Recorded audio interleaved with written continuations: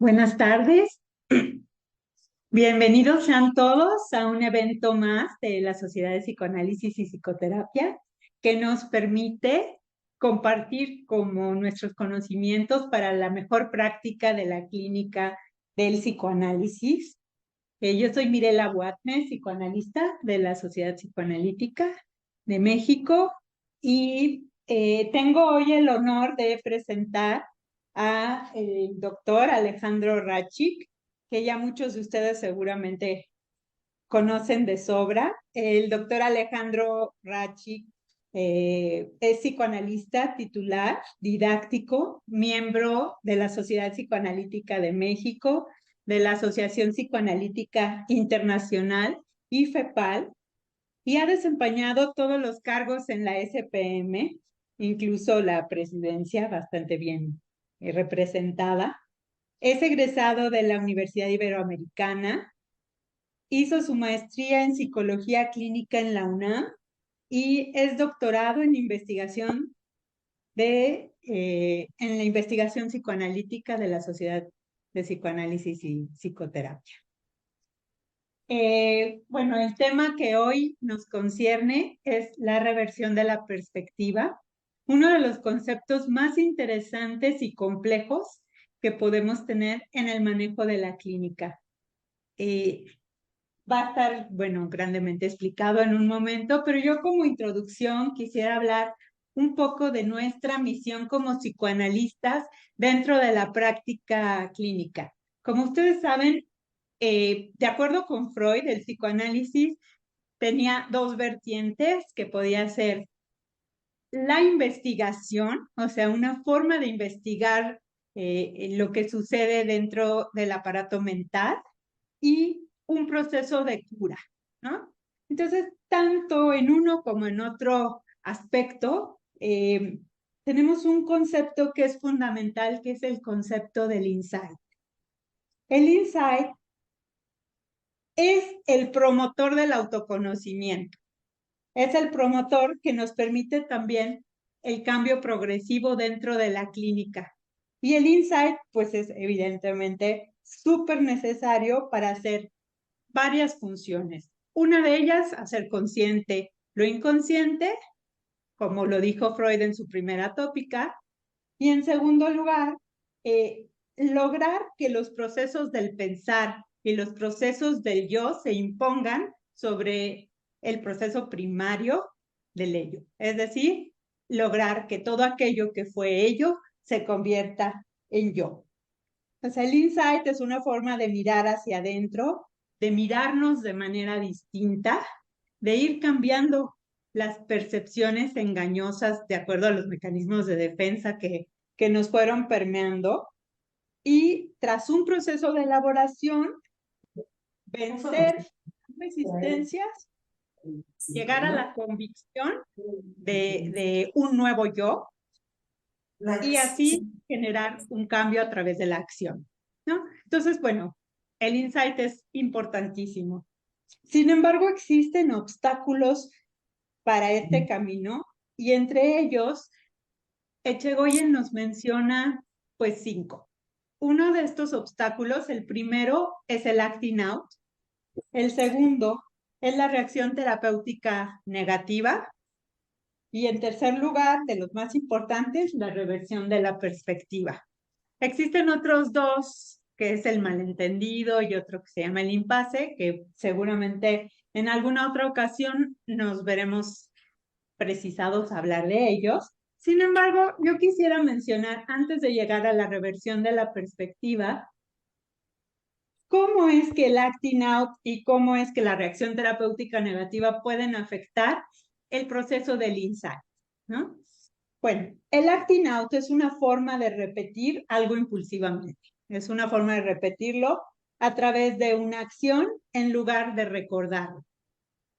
En un inicio, Freud habla de la transferencia como una forma de acting out, perdón, ya que es una actuación que de forma moderada puede llevar al progreso del análisis, puesto que de alguna manera está diseñado el contexto psicoanalítico para favorecerla, Y tras esta actuación transferencial, se evoca lo que no se ha podido recordar en palabras, ¿no? Entonces, digamos que un acting out moderado, como es el caso de una transferencia que no sobrepasa los límites, puede ser útil. Sin embargo, cuando el acting out es excesivo, pone en peligro el análisis, ¿no? Entonces, en ese sentido, es uno de los primeros obstáculos y el analista tiene que ser el continente de todos estos elementos evacuados y esto obviamente va a poner a prueba su capacidad como analista y la eficacia del análisis. Una vez librada esta batalla, se puede continuar adecuadamente, ¿no? El segundo gran obstáculo para el insight es la reacción terapéutica negativa. Esto tiene que ver con que los pacientes no son capaces de tolerar el proceso del tratamiento y reaccionan en forma opuesta a lo esperado. ¿Cómo es esto? Convierten su progreso en un retroceso. Se oponen a mejorar y se oponen al alivio de sus males, ya que no pueden tolerar las mejorías y tienden a destruirlas.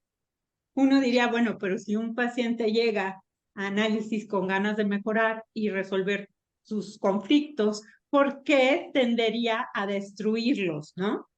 Y aquí es donde varios autores han ligado el superyo y la culpa como una de las principales razones por las cuales el individuo puede destruir su mejoría, ¿no?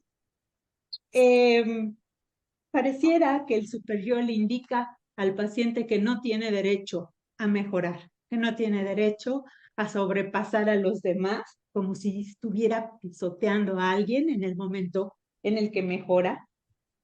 Y hay una especie de masoquismo interno que lo lleva a necesitar un castigo al querer ser mejor, o cuando recibe elogios o cuando recibe felicitaciones por sus mejoras, lo que hace es justamente estropearlo. Otra de las razones por las cuales una persona puede llegar a tener una reacción terapéutica negativa. Tus audífonos si quieres. O sea, si quieres escuchar. Sí. Es que como le bajaste. Pero, pues, ¿qué hay para decir? Pero ya está todo. Bueno, ahorita estaba todo. No funcionó. Bueno. Otra de las formas en las cuales las personas pueden tener una reacción terapéutica negativa puede ser por su tendencia a la rivalidad competitiva, ¿no? Esta rivalidad competitiva muchas veces se despierta incluso ante el mismo psicoanalista de forma inconsciente y se empieza a competir por quién tiene la razón. Melanie Klein nos dice que esto está basado en la envidia, ¿no? La envidia es uno de los elementos más importantes en el que se dirige hacia el analista una especie de resentimiento por su excesiva sabiduría. ¿Cómo es que el analista va a saber más que yo? ¿Cómo es que me va a imponer una realidad que yo no había visto? Incluso prefiero sostenerla, aunque me perjudique a mí mismo con tal de sentir que no estoy loco y que yo tenía la razón. Entonces, bueno, vemos aquí varios elementos de personalidad que van a estar presentes. Por ejemplo, uno de ellos es el sadismo anal, donde por hacer sufrir al otro, prefiero que me vaya mal a mí y entonces hago sufrir a mi analista puesto que no le quiero dar el privilegio de sentirse orgulloso de que hizo algo bueno por mí, ¿no? Otro elemento puede ser el miedo a despertar la rivalidad de los otros si se progresa, ¿no? Si yo voy superándome, me van a tener mucho coraje, envidia y alguien me va a destruir todo lo bueno que he creado. Y entonces se entra como en un callejón sin salida en el cual si progreso, despierto la rivalidad de los otros y si fracaso, pues entonces tengo mucho miedo al desprecio de los otros, ¿no?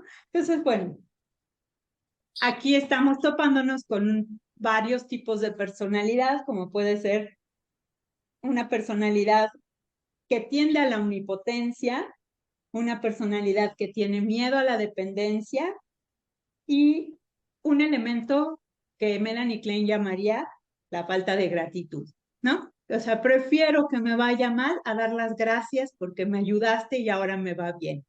Entonces, bueno, como verán, es bastante complejo, ¿no? Bueno, así es nuestra mentecita, bastante compleja, pero estos elementos pues sí están presentes. Último, pues justo aquí lo que nos va a iluminar el doctor Rachi con su conocimiento, hablamos de la reversión de la perspectiva, que es otra forma de oponerse al insight. Es una forma también que podríamos decir que tiene que ver con evitar el dolor mental que acompaña al autoconocimiento, pero que me gustaría que sea el mismo Alejandro el que nos explique y nos hable ampliamente sobre la reversión de la perspectiva y por qué le interesó tanto este tema, que eso ya es una curiosidad mía. Pero sí me encantará que nos hables de esto, Ale. Muchas gracias. Primero, pues contrariamente a lo que dice Melanie Klein, predomina la gratitud en mí. Les doy las gracias por estar a estas horas y haber hecho el esfuerzo por estar aquí.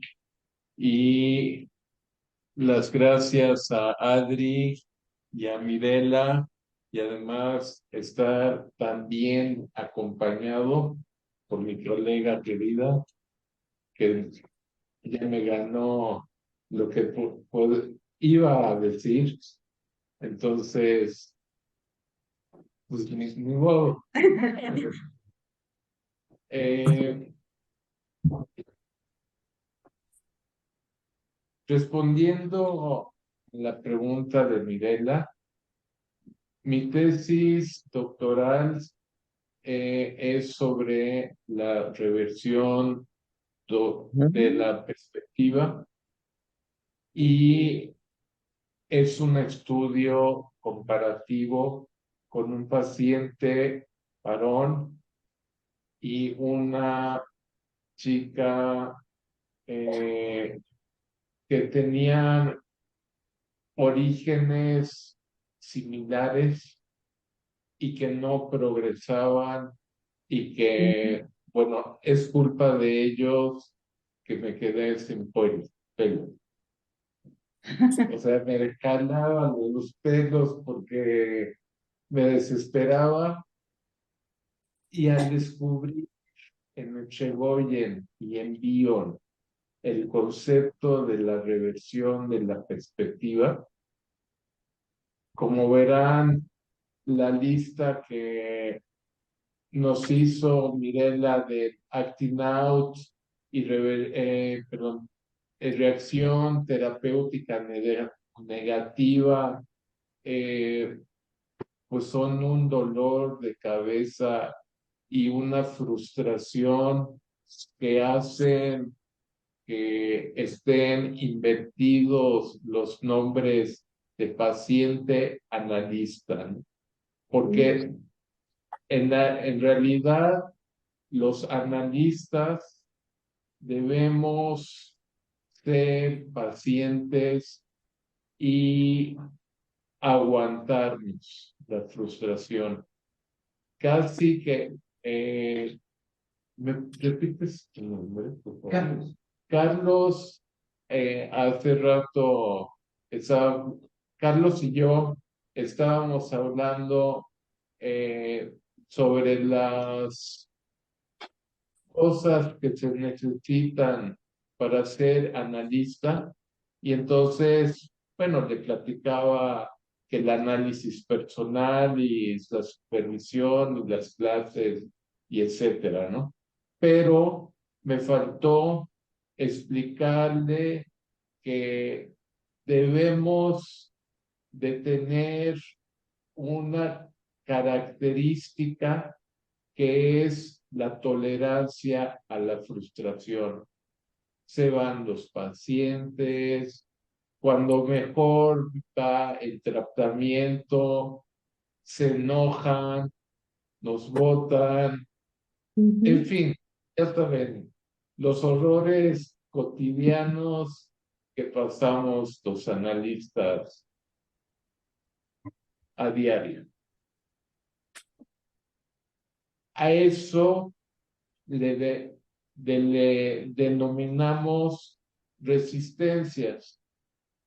A veces la lista que nos mencionó Mirela corresponden a la lista de las resistencias. Nada más que profundizando en las resistencias, nos damos cuenta que hay fenómenos que son muy profundos. Y Echegoyen lo retoma, yo creo que magistralmente, eso muy ilustrativo, ya cuando profundicen en técnica psicoanalítica y en las supervisiones, evidentemente, en su práctica profesional, se van a encontrar con que existe una forma peculiar de pensamiento que es la reversión de la perspectiva. Este término lo acuñó Bion. Quiere decir montarse en su macho y no estar dispuestos a recibir otro punto de vista. En realidad, lo que hacemos en la práctica psicoanalítica es ofrecerle a nuestros pacientes la otra cara de la moneda. La reversión en la perspectiva es, por ejemplo, darle cuerda a un reloj que tiene rota la cuerda. Le estamos dando cuerda y no avanza, ¿no? Entonces, consiste, como bien dice Mirela, en regresar a la terquedad. Yo a un paciente le tuve que interpretar que le estaba pasando como cuando tenemos la mala suerte que nos pare un policía. Oiga, joven, pues con la novedad que se pasó el alto y eso es infracción y podía tener un accidente. Tenga cuidado. Y el reglamento dice que eso se castiga con una infracción. Empezamos, oiga, pero no hace el alto. ¿Por qué me dice eso?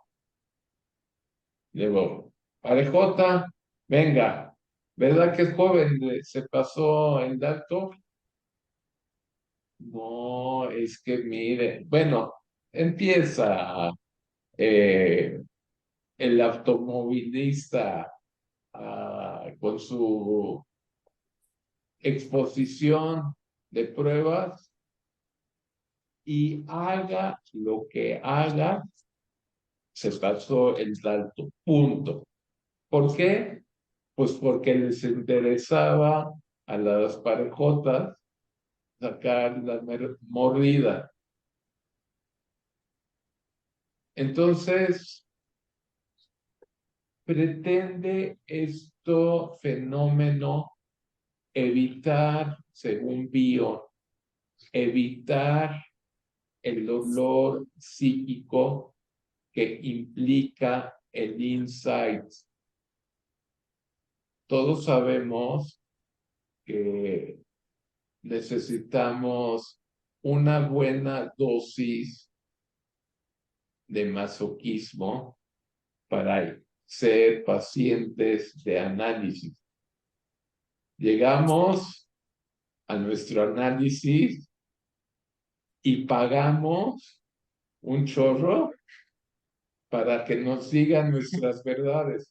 Se siente horrible. Digo, la verdad es que es horrible. Y cuando nos dice, bueno, sí te pasaste, porque insultaste a tu mamá. Sí, pues sí. Pero bueno, es que pues yo lo que hice fue tal o tal, pues no, ¿verdad? Y salimos como niños regañados de nuestra sesión. Eso duele. A eso se refiere Bion, a evitar el dolor psíquico, evitar el insight, que como bien nos decía Mirela, es la capacidad de introspección, ver hacia adentro.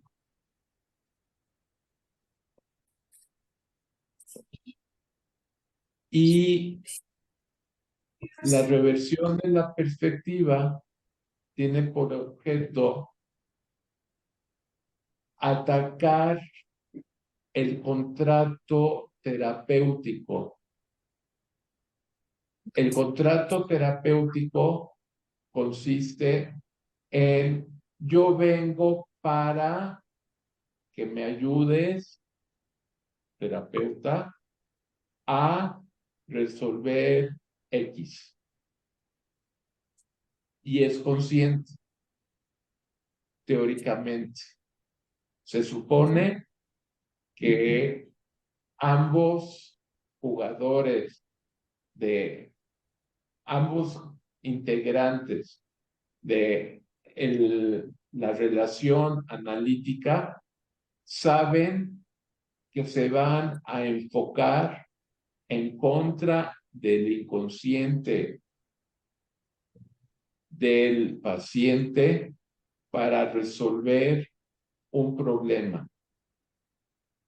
Eso es alianza terapéutica. Tú y yo vamos a resolver este problema que te está causando tu inconsciente.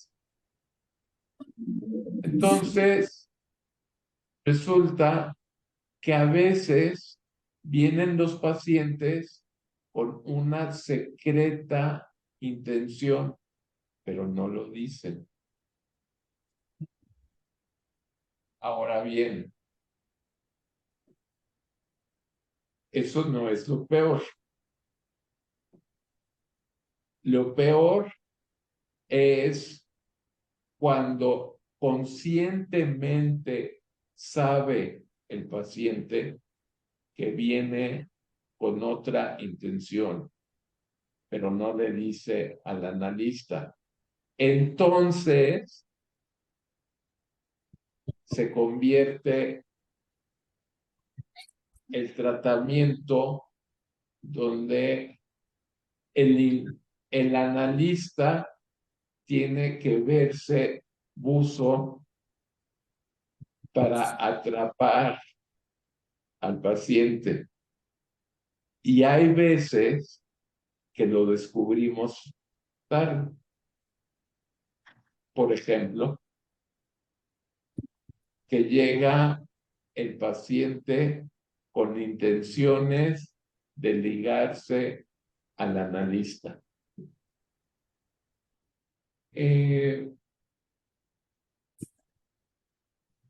Básicamente,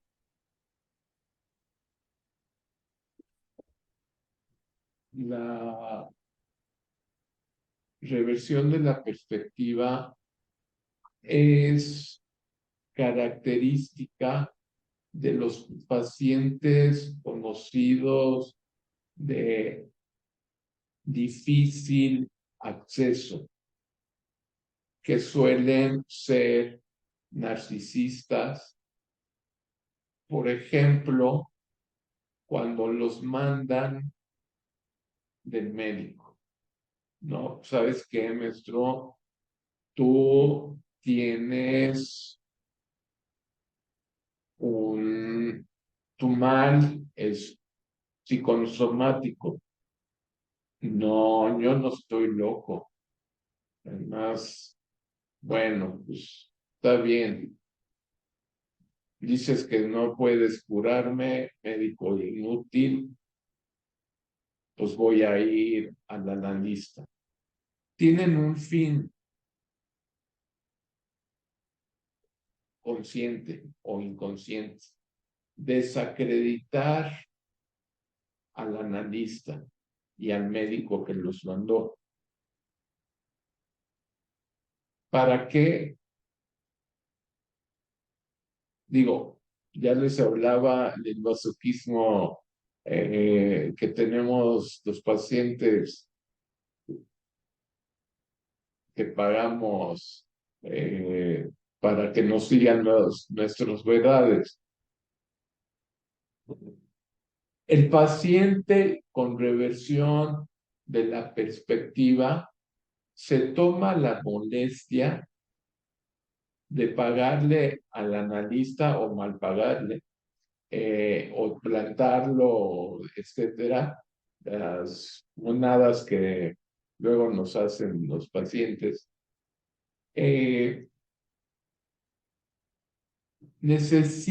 Depende de el analista para desacreditarlo,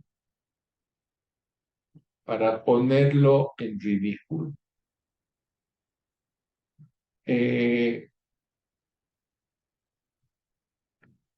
Pues como verán, por eso amerita estar a las vivas cuando algo no nos checa con un paciente. Será reversión de la perspectiva. Vamos a revisar los contratos. Estamos en la misma sintonía.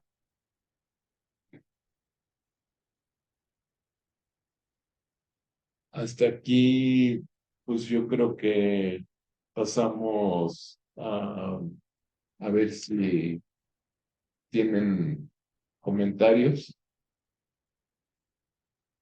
Súper interesante, gracias Alejandro. Pues sí, estaría muy bien crear pues una discusión, unos comentarios, tanto el público que está aquí presente como nuestro querido público del Zoom. Pueden alzar la mano, yo aquí les puedo ir dando la palabra y sí nos gustaría escucharlos a todos. Yo tengo una pregunta. Bueno, no sé si me escucha con atención. Ok. Me quedé con la duda si de la perspectiva es algo meramente inconsciente o consciente. Suele ser a veces consciente o inconsciente. Cuando es consciente, ya hablamos de núcleos sociopáticos.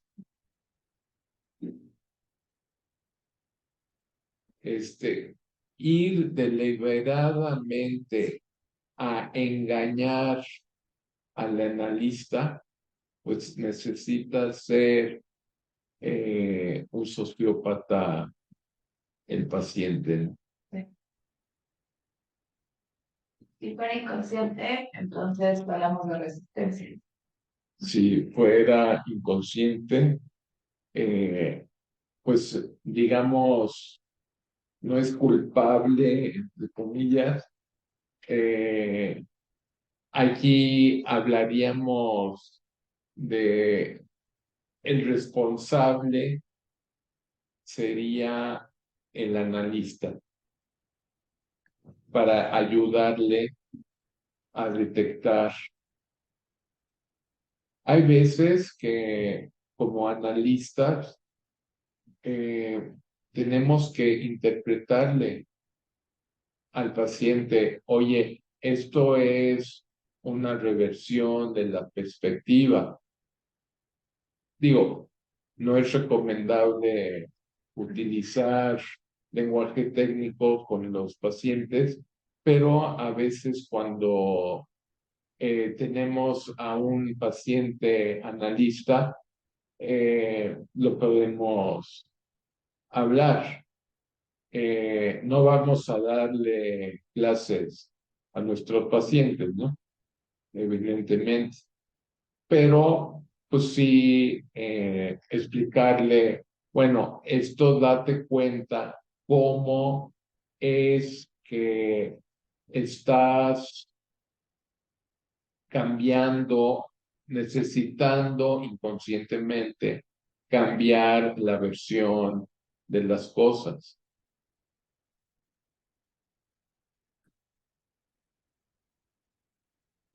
Me recordaste la película del silencio de los inocentes, donde este sociópata logra hacer esta comunicación de inconsciente a inconsciente y entonces va captando las inseguridades de la psicóloga y cómo va manipulando la situación hasta él tomar el control y generarle miedo y generarle, bueno, es claro, es una película, es una forma extrema de verlo, pero cuántas veces el paciente poco a poco quiere ir tomando el control y termina interpretándole al analista cosas y sometiendo de una forma sádica, cruel, muchas veces la situación para poder dominar y esa puede ser como su agenda secreta, ¿no? Tener de alguna manera el control y el poder sobre la situación analítica y así como de forma omnipotente poner la bota sobre el analista. ¿Alguien más quiere comentar algo? Yo, ¿cuál es el papel de la envidia en la relación de la perspectiva? Claro, predomina la envidia por la sabiduría proyectada sobre el analista para que se dé una reversión de la perspectiva.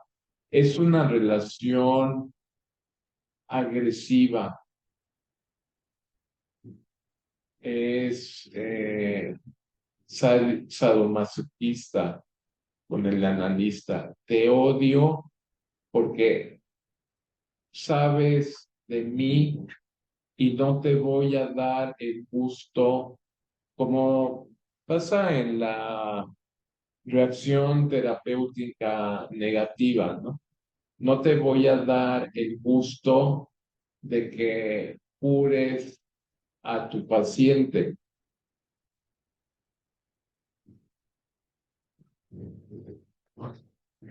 Aquí tenemos una pregunta en el Zoom de que dice,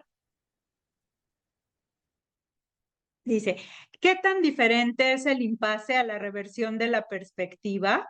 Si hay reversión de la perspectiva, ¿se debe terminar el análisis? Bueno, en realidad son dos preguntas de Luis Arturo. Yo creo que no se debe terminar el análisis. Justamente si estudiamos estos fenómenos, son para lograr que llegue a un buen fin el análisis. El impasse, pues se puede, si hay un impasse en el tratamiento, puede estarse debiendo a una reversión de la perspectiva.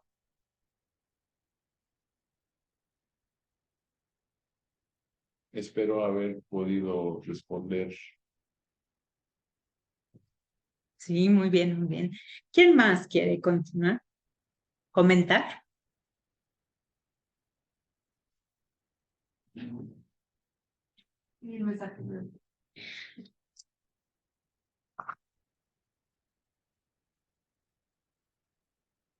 Muchas gracias, dice. ¿Alguien más quiere comentar algo? Sí. No entendí por qué el análisis didáctico se presta a la reversión de la perspectiva. Porque como paciente, aparentemente crees que vienes para cubrir el requisito. O sea, no es casualidad que queramos formarnos como analistas. Nosotros creemos, puedo estar creyendo que tengo que ir a análisis para cubrir el requisito.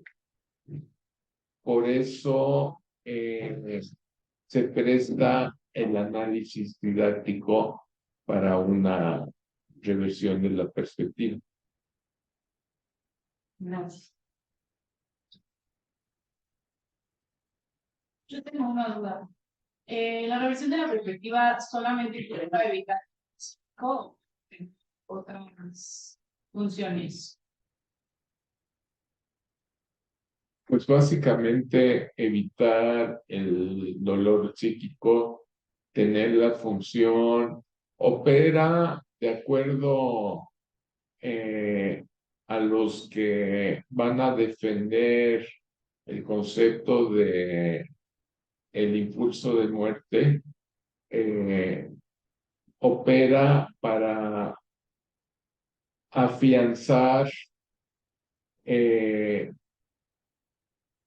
el, el fracaso de el logro,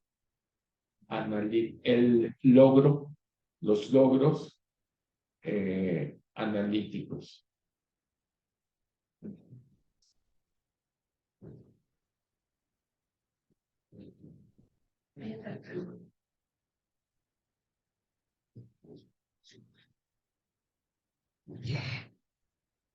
Aquí Edgar Alejandro nos dice, buenas tardes. En una situación de reversión de la perspectiva, ¿opera la identificación proyectiva? Muy interesante pregunta. Bueno, la identificación proyectiva es un mecanismo utilizado pues por todos. Entonces, sí puede detectarse cuando nos percatamos como analistas. Yo estoy analizando, yo tengo otros fines con este paciente.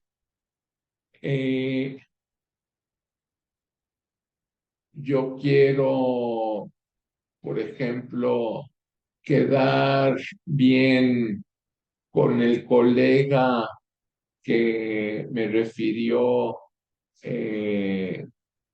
al, al paciente. Yo quiero que quede sentado que soy buen analista.